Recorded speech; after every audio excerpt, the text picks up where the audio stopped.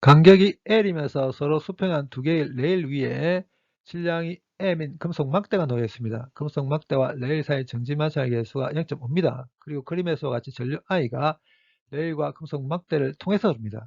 전류 I가 흐르고 있는 금속 막대를 움직이게 하기 위해서 Q라는 자기장 가겠습니다.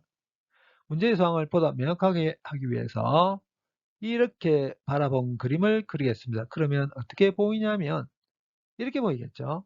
금속 막대는 전류가 화면에 대해서 수직하게 드러난 것으로 볼 겁니다. 균형 자기장을 가겠습니다. 이러한 균형 자기장을 가했다면 금속 막대에 작용하는 자기력의 Y성분이 0됩니다.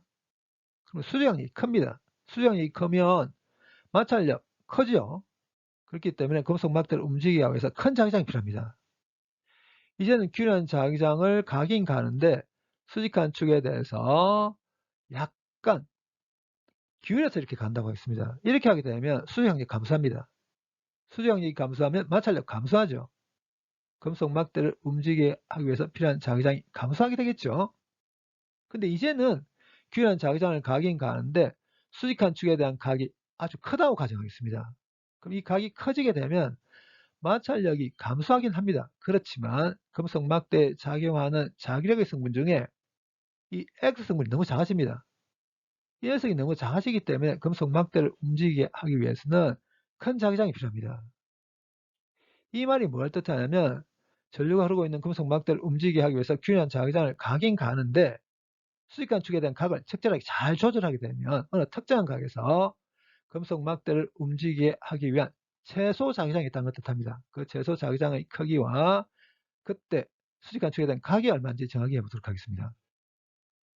오른쪽 그림에서와 같이 균형 자기장을 수직한 축에 대해서 C따위 각으로 가했더니 금속 막대가 움직이기 일보 직전이라고 가정하겠습니다. 이 순간에 금속 막대에 작용하는 자기력부터 정해보겠습니다. 전류 I가 흐르고 있는 길이가 L인 금속 막대가 균형 자기장에 놓여 있을 경우 이 금속 막대에 작용하는 자기력은 금속 막대의 길이 벡터와 자기장을 벡터 곱을 한 다음에 전류를 곱하면 되죠. 근데 여기 있는 길이 벡터의 방향이 어떤 방향이냐면 금속 막대에서 전류가 흐르는 방향입니다. 결국은 자기력의 방향은 L 크로스 P에서 나온 벡터의 방향과 같습니다. 자기력 방향 정해보겠습니다. 자기력 방향을 정하기 위해서 오른손을 펴니다. 오른손을 펴서 오른손 엄지손가락을 제한 나머지 네 손가락을 금속 막대에서 전류가 흐르는 방향인 화면에 대해서 수직하게 드러난 방향을 놓고 손바닥을 자기장 방향을 향하도록 놓습니다. 이렇게 한 다음에 오른손 엄지손가락을 제한 나머지 네 손가락을 감쌌을 때 엄지손가락이 향하는 방향이 금속 막대에 작용하는 자기력 방향입니다. 이 방향입니다. 벡터 곱의 특성상 이 녀석은 전류가 흐르는 방향에 수직하고 자기장에도 수직합니다. 그래서 이 각이 90도입니다. 그러면 이 각이 C다면 이 각도 C다겠죠. 그리고 이러한 자기력의 크기는 일반적으로 이렇게 쓸 수 있습니다. 근데 여기는 각 파이가 어떤 각이냐면 전류와 자기장 사이 각입니다. 근데 지금 문제의 상황에서는 전류가 화면에 대해서 수직하게 들어갑니다. 이 말은 전류와 자기장 사이 각이 90도라는 걸 뜻합니다. sin 90도 1대죠. 그리고 자기력의 크기 ILB입니다. 그리고 이 금속 막대는 자기력 외에 세계 힘이 더 작용하죠. 금속 막대가 질량을 갖고 있으니까 중력이 작용할 겁니다. 그리고 레일과 접촉에 있습니다. 수직 항력 작용하죠. 그리고 레일로부터 정지 마찰력을 받습니다. 움직이 일보 직전이라고 했습니다. 정지 마찰력 최대값이 작용하고 있는 순간이겠죠. 수직 항력 Y성분밖에 없죠. 중력 Y성분밖에 없습니다. 그리고 이 정지 마찰력 X성분밖에 없습니다.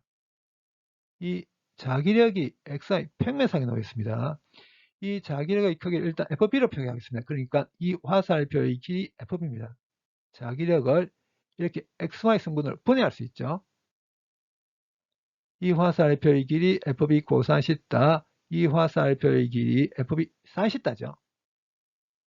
금속 막대가 움직이 일보 직전에 금속 막대에 작용한 힘의 X성분을 반까지 생각해서 다 모으겠습니다.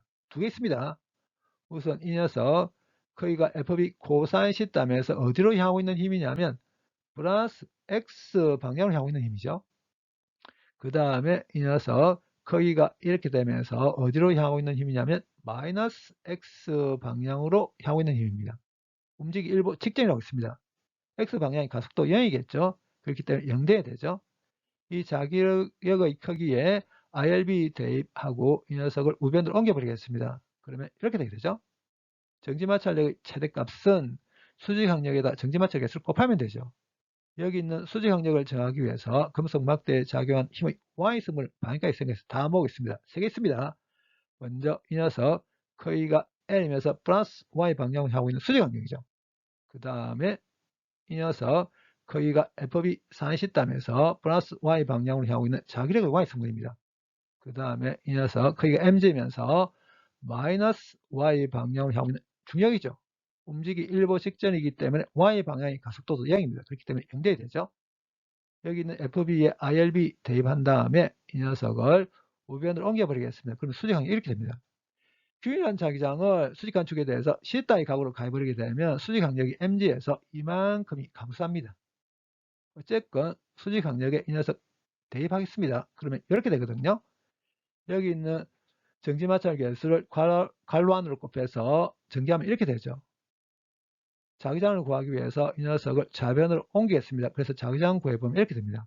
자기장이 각의 1은 없습니다. 실제로 이 녀석을 각 C 따위 함수로 그려보면 이렇게 변하거든요. 대략 25도 근처에서 최소값을 갖게 됩니다.